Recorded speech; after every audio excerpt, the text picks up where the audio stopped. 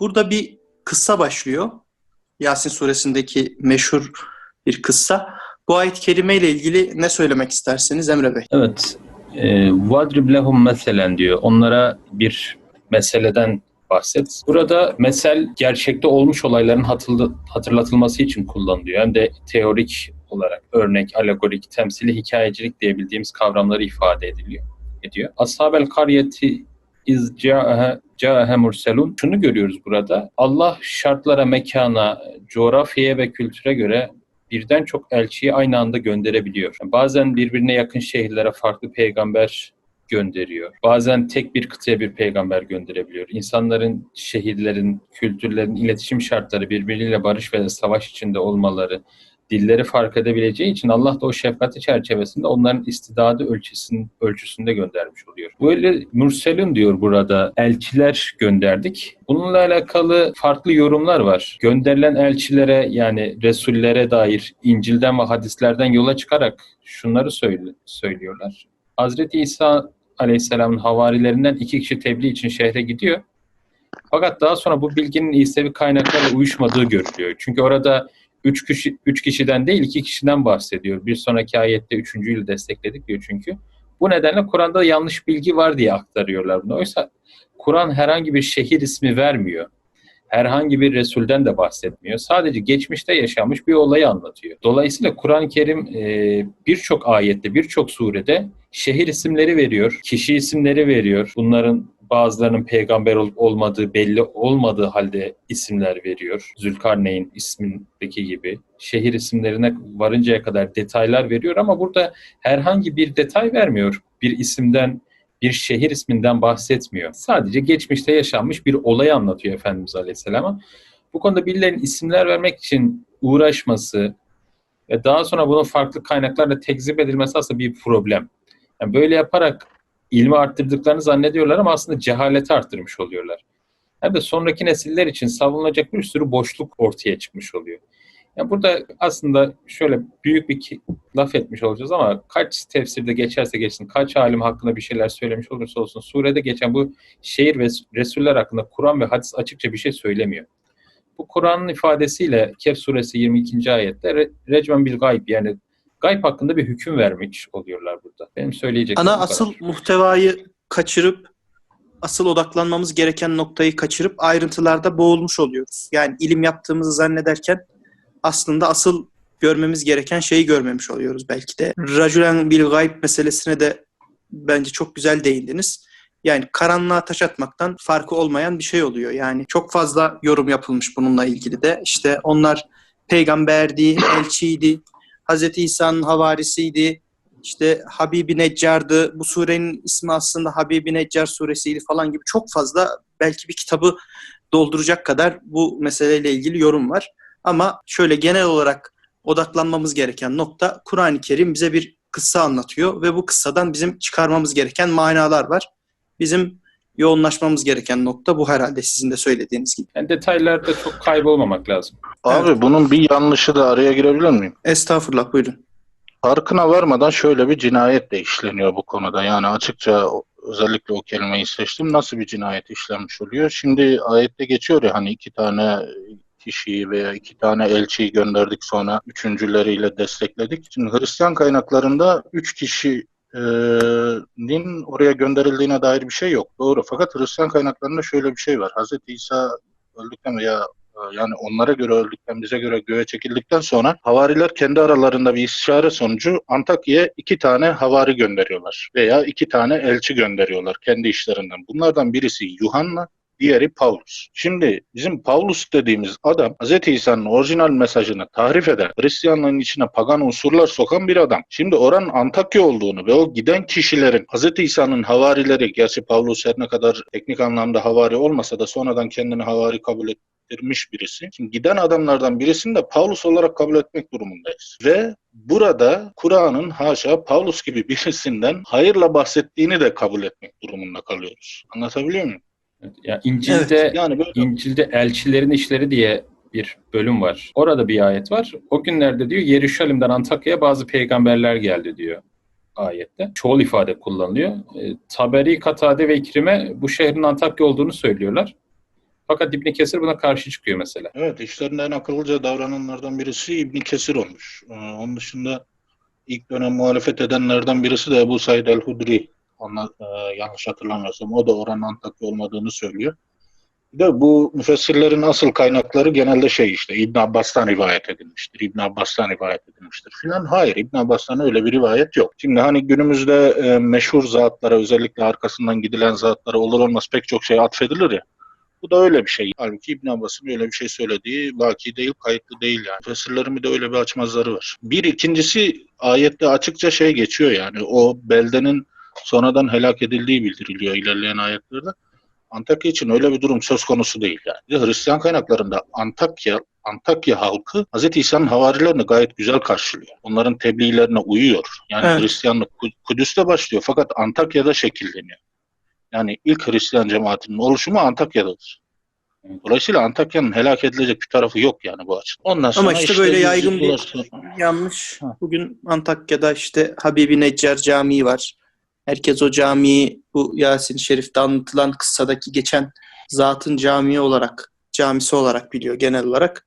Yaygın yanlışlar maalesef bir düzelten çıkmayınca, belki bir sesini yükselten çıkmayınca yayla yayla günümüze kadar genel kabul görerek ulaşabiliyor maalesef. Bu ayet-i kerime ile ilgili ekleyeceğiniz bir şey yoksa öbür ayetle devam ediyorum. İşte o zaman biz onlara 2 elçi göndermiştik. Onları yalanladılar. Bunun üzerine 3. bir elçi gönderdik. Onlar biz size gönderilmiş Allah elçileriyiz dediler. Emre Bey, bu ayet-i kerime ile ilgili ne söylersiniz? Evet, yani şehri konusunda açıklamayı yaptık. Burada önemli olan içinde barındırdığı manadır aslında. Burada karşımızda 3 ayrı tipoloji çıkıyor. Birincisi elçiler, yani tebliğciler, uyarıcılar, nezir diyor Kur'an-ı Kerim buna. İkinciler onlara karşı gelenler ve üçüncüsü de elçilere destek olmak için hayatını dahi ortaya koyan fedakar bir insandan bahsediyor. Yani bu kısa bize şunu anlatıyor aslında. Oraya geleceğiz. Bir hakikati duyduğunuz zaman onu başkalarına da duyurun. Yani siz bir hakikatten bahsettiğini söyleyen birisiyle karşılaştığınız zaman onu bir dinleyin, söylediklerine kulak verin. Hemen susturmaya çalışmayın, onu ötekileştirmeyin, küçümsemeyin. Onun hakkında iftiralar uydurmayın. Ve bir hakikati duyuranı gördüğünüz zaman hemen yardımına koşun. Ya ben de bir işin ucundan tutayım deyin. Bunu söylüyor. Ona zulmedildiğini görürseniz de buraya kadarmış deyip yanından ayrılmayın. Onları öylece izlemeyin. Yine yardımına koşun. Kur'an defalarca bize bunu anlatıyor. Devam edelim diğer ayet-i kerimeyle. Elçilere dediler ki, siz de ancak bizim gibi birer insansınız. Rahman herhangi bir şey indirmedi, siz ancak yalan söylüyorsunuz. Bu ayet-i kerimeler hakkında ne söylemek istersiniz Emre Bey? Evet, burada kezzebe diyor, bir fiil kullanıyor. Yalanladılar. Bunu aslında yalanlamak değil de inkar etmek olarak çevirmek daha doğru olur. Sonra onları bir üçüncü kişiyle destekledik diyor Kur'an. Belki de o günkü toplum birden fazla kişiyi daha muteber bulduğu için Allah böyle göndermiş olabilir. Sonra onlar biz Allah'tan gönderilmiş elçileriz diyorlar. Burada bunu söylemiş olmakla beraber tevhidden, ahiretten, güzel ahlaktan, Allah'tan başkasına kulluk etmemekten, namazın çeşidinden, duanın şeklinden de bahsediyorlar aslında. Gönderilmiş elçilersiniz ama mesajınız ne? Mesaj burada zımnen mevcut yani. Kur'an sadece bu olayı anlatıyor ama özet geçiyor aslında. Biz gönderilmiş elçileriz diye karşınıza çıkıyorlar. Yani devamı ne? Devamını da anlatıyorlar aslında. Buradan zımnen mevcut. Onlar diyorlar ki siz bizim benzerimiz olan bir beşerden başkası değilsiniz. Objektif olarak doğru. Zira Resuller melek değil yani, sonuçta insanlar ki bu şekilde her yönleriyle örnek oluyorlar. Bir insanlar evet, fakat Allah hikmeti çerçevesinde onlara vazife vermiş ve göndermiş. Burada mazrufa değil zarfa takılıp kalma halleri var burada yani. Ayrıca mesajın olağanüstü, çarpıcı, mucizevi bir şekilde gelmesini bekleme gibi bir durum da var. İnsan böyle bir varlık yani. Kendisi tüm hayatını beşeri sınırlar içinde yaşıyor ama bunu da gayet doğal görüyor. Ama beşeri sınırlar içinde kanun ve mesajları getirecek nebilerin, ulemanın bir şekilde bambaşka olmasını bekliyor. Onlara bir makam vermek istiyor aslında bilinçaltında. Ve me enzele rahman mişeyn. Rahman da bir şey indirmemiştir diyorlar burada. Burada Rahman denmesi o kavmin Allah'ı bildiği, inandığı ve ona Rahman dediği anlamına gelmez aslında. Kur'an onların söylediğini muhafaza etmekle beraber kelimeleri ve cümleleri uygun bir şekilde aktarıyor. Yani özetle Allah hiçbir şey indirmedi, bize inen bir şey yok. Zaten öyle bizimle ilgilenen ve kitap gönderen bir tanrı yok da demiş olabilirler. Sonra tabii karşı tarafı yalanlıyorlar. Siz ancak yalan söylüyorsunuz. Burada peşinden koştuğunuz bir menfaat var, ithamı da mevcut. Yani çünkü insan bir yalan uyduruyorsa gözettiği bir şey vardır muhakkak. Esat Bey, eklemek istediğiniz bir şey var mı sizin? Yok abi, bu aşamada yok. Devam edelim. Elçiler dediler ki Rabbimiz biliyor, biz gerçekten size gönderilmiş elçileriz. Bizim vazifemiz açık bir şekilde Allah'ın buyruklarını size tebliğ etmekten başka bir şey değildir dediler. Bunun üzerine onlar, doğrusu siz bize uğursuz geldiniz. Eğer bu işten vazgeçmezseniz andolsun sizi taşlarız ve bizden size mutlaka fena bir kötülük dokunur dediler. Bu ayet-i kerimelerle ilgili ne söylemek istersiniz Emre Bey? Burada konuşmaların alt metinlerinin olabileceğini ifade etmiştik. Yani özet geçiyor Kur'an-ı Kerim ama o esnada birçok olay yaşanmış olabilir.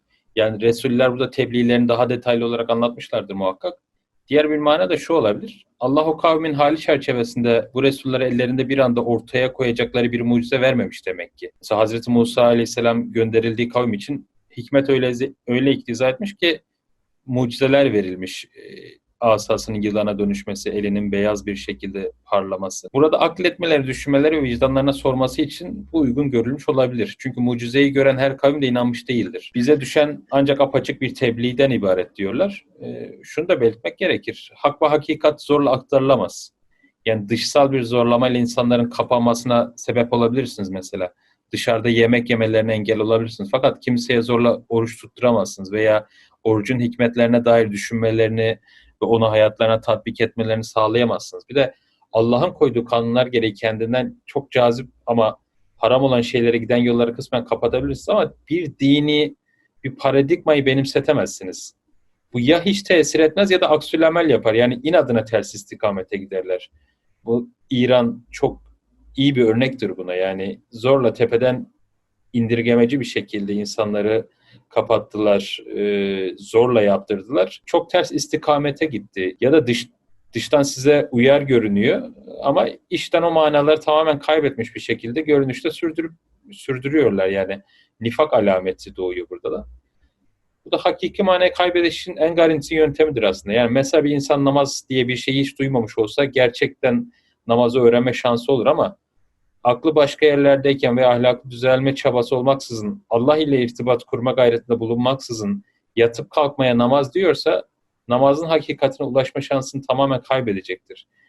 Oruç için de, tesettür için de, dua için de bu böyledir yani. Bir de bir kavme tebliğ ulaştıktan sonra Allah onları sıkıştırır ki hakikati görebilsinler. Yani bazı belalara düçar olabilirler. O yüzden diyorlar ki tetayyarna, biz sizin yüzünüzden uğursuzluğa uğradık. Şimdi burada tetayyarna kökeni tayr, yani kuş demek Arapça manasıyla. Bu da Arapçada iyi ya da kötü manada her türlü nasip gibi bir anlamdadır aslında. Başka bir ayet biz onların kuşlarını boyunlarına doladık gibi bir mana veriyorlar mesela. Buradan anlıyoruz ki bazı musibetler gelmiş. Belki o sene kıtlık oldu, yağmur yağmadı, rızık açısından sıkıntıya düştüler. Çünkü bazen insanlar daralınca kendilerinin hakim ve müstahane olmadığını görüp düşünebilirler. Hani düşmekte olan bir uçakla ateist olmaz diye bir laf var ya, ya mutlak olarak doğru bir cümle değil ama aslında eylemi gösterme adına doğru. İnsanların başı sıkışınca Allah ve ahireti anımsıyorlar. Ve burada diyorlar ki sizi taşlarız. Nercümenneküm. Burada çoğu mealde rejim için genelde taşlama meali verilmiş. Fakat burada benim anladığım Sami dillerinde yani Semitik dillerdeki bazı kelimelerden yola çıkarak sizin aleyhinize hüküm veririz manası çıkıyor burada. Çünkü arkasından vele yemessenneküm min azabun elim diyor. Ve bizden size elim verici bir azap dokunur. Oysa taşlama kastedilseydi arkasından bir de azap dokunur demelerine gerek olmazdı. Çünkü eylemin kendisi zaten elem dolu bir azap veriyor burada. Geniş mana verecek olsak buna şöyle diyebiliriz. Sizin aleyhinize bir hüküm veririz. Bunu da bir taşa yazarız Hammurabi kanunlarında olduğu gibi ve sizi toplumdan dışlarız. Böylece size elem dolu bir azap dokunmuş olur gibi anlamak metne daha uygun düşebilir burada. Hem de yani az önce bahsettiğimiz recmen bil gayb Kehf suresinde geçen gaybı taşlamak değil de yani gayb hakkında hüküm vermek manasında daha uygun düşmüş olabilir. Devam edelim. Elçiler şöyle cevap verdi. Sizin uğursuzluğunuz sizinle beraberdir. Size nasihat ediliyorsa bu uğursuzluk mudur? Bilakis siz aşırı giden bir milletsiniz. Bu ayet-i kerimeyi nasıl yorumlayabiliriz? Burada yine çoğu mealin uğursuzluğunuz diye çevirdiğini görüyoruz. Az önce de bahsettiğim İsra suresi 13. ayette ve külle insanin elzemnahu ta'irahu fi unuqih diyor. Biz her insanın kuşunu kendi boynuna astık. Burada bir insanın bu dünyada karşılaştığı güzel veya kötü şeyler, amelleri, niyetleri, kazandıkları manasında uğrunuzla uğursuzluğunuz da yani tüm talihiniz sizinledir manası daha uygun düşüyor aslında. İn zukkirtum diyor. Size öğüt verildiği için mi? Yani size birileri tevhidi, ahireti, şirkin çirkinliğini, her şeyi yaratan Rahman, Rahim ama azabı da şiddet bir ilahın varlığından bahsetti diye mi bizi suçlayıp uğursuz görüyorsunuz diyor. Belentum kavmi musrufin, yani siz israfa adet edinmiş bir kavimsiniz diye çevriliyor. Burada da yine israf Arap dilinde Türkçedeki manasından daha geniş bir şeyi kapsar. Haddi aşmak, dengeyi bozmak, uçlara savrulmak gibi anlamlardadır. Yani bunlara bakılınca verilmesi gereken hüküm şu ki siz aşırı giden, dengesiz, bir uçtan bir uca savrulan, makul düşünmeyen, bir başka ayette müzebzebine beyne zalik, bir oradan bir oraya zıplayan, makul düşünmeyen bir kavimsiniz. Bu gibi tebliğlerin o şehirde boşa gitmediği, yani bunu anlayan, kulak veren, daha önce anlamaya hazır bulunan, ahlak anlayışı sadece bir topluluk içerisinde bağlı bulunmayan, Rahman'a karşı haşyet duyan bir insan da bunu duyunca geliyor yani. Diğer ayet-i kerimeyle devam edelim. Derken şehrin öbür ucundan bir adam koşarak geldi. Ey kavmim dedi, bu elçilere uyunuz. Sizden herhangi bir ücret istemeyen bu kimselere tabi olun. Çünkü onlar hidayete ermiş kimselerdir. Bana ne olmuş ki beni yaratana ibadet etmeyecekmişim? Halbuki hepiniz ona döndürüleceksiniz. Esat Bey, bu ayet-i kerimelerle ilgili bize söylemek istediğiniz bir şeyler var mı? Nasıl açabiliriz bu ayet-i kerimelerdeki manaları? Evet abi. Ve câ min aksal medîneti racülün yesâ. Şehrin en uzak köşesinden bir adam koşarak geldi. Bu ibare Kasas suresinin 20. ayetinde de geçiyor. Kalıp olarak neredeyse aynı.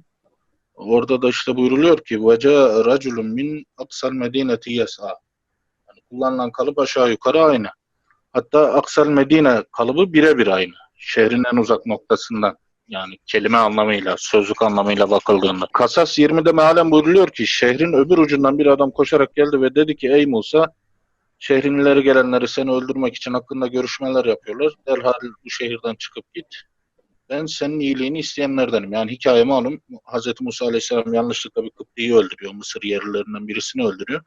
Kendisi de işte İsrailoğullarından olduğu için şehrin idaresi Kıptilerin elinde. Kıptiler de onları öldürmeye karar veriyor ve adam birisi gelip saraydan bir yetkili gelip büyük ihtimalle Hz. Musa'ya bu durumu haber veriyor. Şimdi buna binaen bazıları Hz. Musa'ya o haberi getiren kişi saray yetkililerinden biri olduğu için aynı kalıbın burada da kullanmasına bakarak burada sözü edilen kişinin de şehrin önde gelenlerinden biri olabileceği üzerinde durmuş. Hatta bazı meallerde işte Aksal Medine kavramı şehrin en uzak köşesinden değil de şehrin ileri gelenlerinden bir adam koşarak geldi şeklinde çevrilmiş. Sadece bu değil, racülün yes'a'daki o tenvin de racülünün, yani racül adam demek Arapçada, racülün ise o anlamı kuvvetlendiren, yani o adamın önemli bir kişi olduğunu gösteren tenvin olarak ifade etmişler bazı dil bilginleri. Bu nedenle Aksal Medine ibaresi o zatın şehrin ileri gelenlerinden birisi olduğunu gösteriyor olabilir.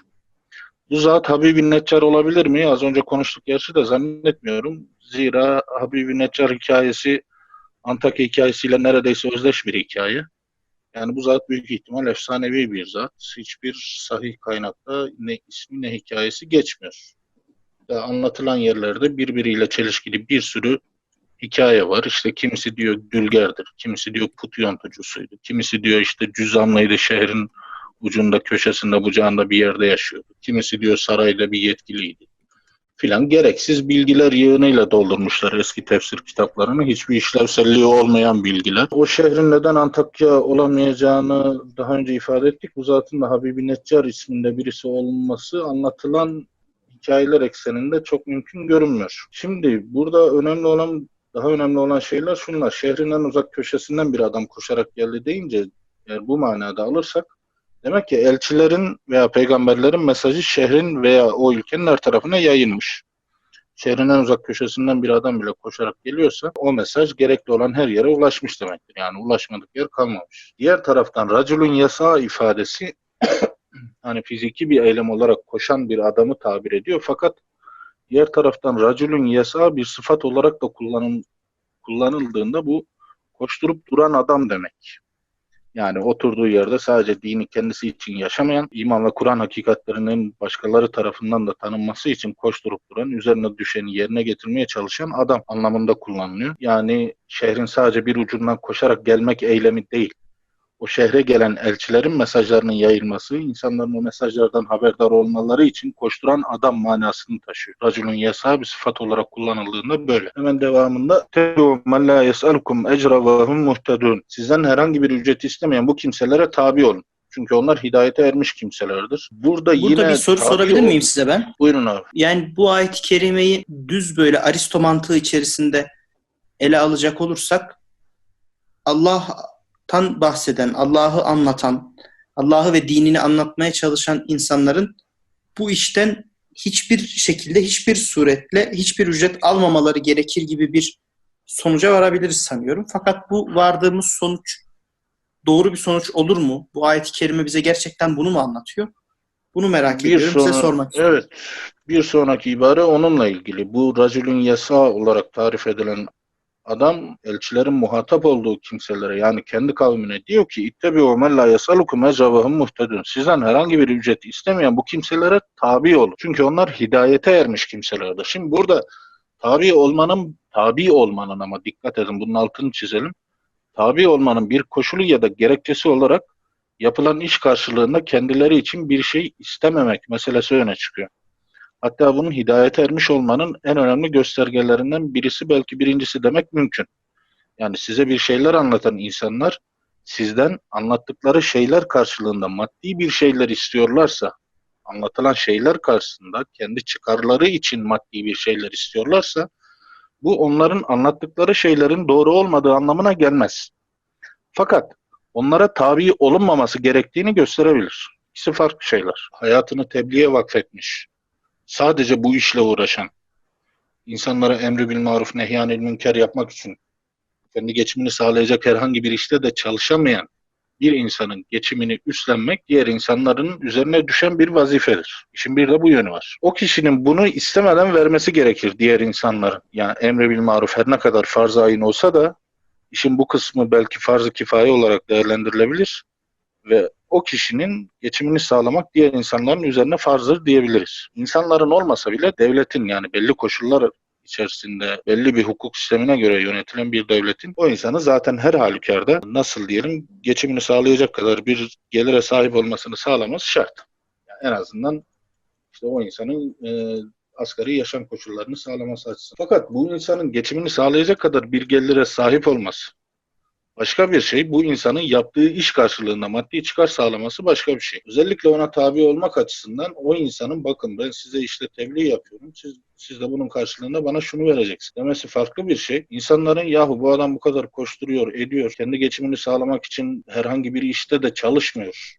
İşin o kısmından da feragat ediyor. Biz de bu insanın geçimini sağlamak zorundayız deyip kendi aralarında işte adına ne derseniz, zekatı olur, sadakası olur, fitresi olur, şusu olur, busu olur ya da bunların hiçbirisi olmak zorunda da değil. Direkt kendilerine öyle bir vazife çıkarıp o insanın kutula yemutunu karşılamaları şarttır. O insanın böyle bir ihtiyaç anında bunu açığa vurması da yanlış bir şey değildir. Bu ikisi farklı bir şey. Bilmiyorum yeterince anlaşılır oldu mu? Yani bu konuda burada esas maksat menfaat elde etmek. Yani sizden bir ücret istemiyorlar, sizden bir menfaatleri yok. Mesela bir doktora gittiğimiz zaman doktor desek ki bu hastalığın ilacı şudur dese, biz şuna bakarız. Kendisi veya sevdikleri de aynı hastalığa yakalandığında o ilacı verecek mi, yazacak mı? Ya da aynı ilacı tavsiye eden doktorun o ilaçtan bir komisyon aldığını bilsek mesela güvenimiz sarsılabilir. Burada menfaat güdüp gütmeme önemli. Bir de dediğiniz gibi yanlış manalar verilebiliyor. İslam ve iman adına konuşan insanlara bir menfaat kapısı açılırsa bunun suistimal edilme ihtimali var. Yani o kapıyı açtınız mı o kapıyı muhakkak kıran, yüklenen insanlar çıkacaktır. Mesela Osmanlı'da medrese talebelerine o zaman yani şimdinin tabiriyle burs veriliyor. Hem de askere alınmama gibi bir menfaat sağlanıyor. Savaş zamanında zoru görüldüğü zaman da o dönemdeki bazı insanlar hem o paraya tamah ettikleri için hem de askere gitmemek için medreseye yazılıyorlar. Fakat diğer taraftan İslam tebliğiyle uğraşan bir takım insanlar hiçbir ücret talep etmesinler, almasınlar. ihlas ancak bu şekilde sağlanır derseniz belli bu bir grup insan da fakir düşürmüş olursunuz. Yani bunun da iki etkisi olur. Hakikaten ihlasla çalışmak isteyen, zamanlarının önemli bir kısmını geçim derdiyle harcayacakları için ilim elde etme, araştırma, akademik çalışma yapma, anlatma, tebliğ etme zamanları azalmış olur. Yani o zamanlarından kısmı ya aileden zengin olacaklar, çalışmayacaklar. Yani çalışmadıkları halde geçimlerini sağlayabilecekler. Bu da işte gayrimenkul zenginliği gibi bir şeye tekabül edebilir bu zamanda.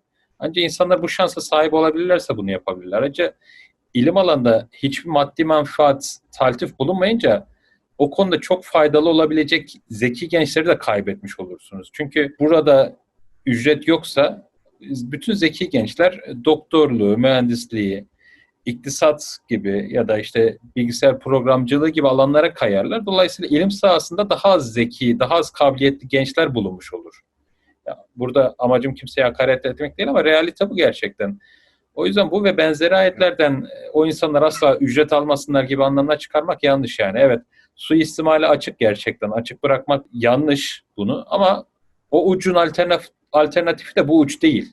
İkisi arasında bir dengeyi sağlayacak bir şey bulmak lazım. Osmanlı'daki bu medrese şeylerinin tamamen suistimal edilmesi, daha sonra farklı meseleler girmesi, Cumhuriyet sonrası devlet eliyle yine Diyanet'in kurulmasına zemin hazırlamıştır burada. Yine bugün hala tartışılıyor yani Diyanet imamları maaş alması helal midir? Ama orada adam maaş aldığı için namaz kıldırmıyor. Adam günlük mesaisini o camiye ayırdığı için maaşı hak ediyor aslında. Yani normalde o adam yazın günlerinde yazın 11'de 11.30'da yatsının bittiği oluyor. Adam 11.30'a kadar camide durmak zorunda. Mesaisini harcıyor öğleden başlayarak. Yani mesaisinin ücretini vermiş oluyorsunuz burada. Bir dengeyi muhakkak sağlayacak bir şeyler bulunmalı. Yani mesele denge meselesi, bir de çoğunlukla insanların kendi içinde biten bir mesele. Yani cami imamı deyince aklıma geldi. Burada işte falanca caminin imamı lan mesela akşam ve yatsı namazları arasında evine gitmiyordu. Çünkü yani sanayilerde özellikle de yatsı namazlarında camiler kapalı olur. Çünkü çevreden gelenler sanayi esnafı olduğu için, o saatte de dükkanlar kapalı olduğu için kimse camiye gitmez. Fakat bu arkadaş işte aldığım maaş helal olmaz diye akşam namazını da camide kılıyor, yatsıyı da camide kılıyor. Diğer vakit namazlarının arasında sabah öğle arası hariç öğle ikindi ve ikindi akşam vakitlerinin arasında yani çoğu imam evine giderken veya sağda solda boş boş gezerken bu arkadaş işte dükkanlara dolaşıyor. Kur'an'ın okumasını bilmeyen çırakları, kalfaları tespit ediyor. Onlara işte yemekler veriyor.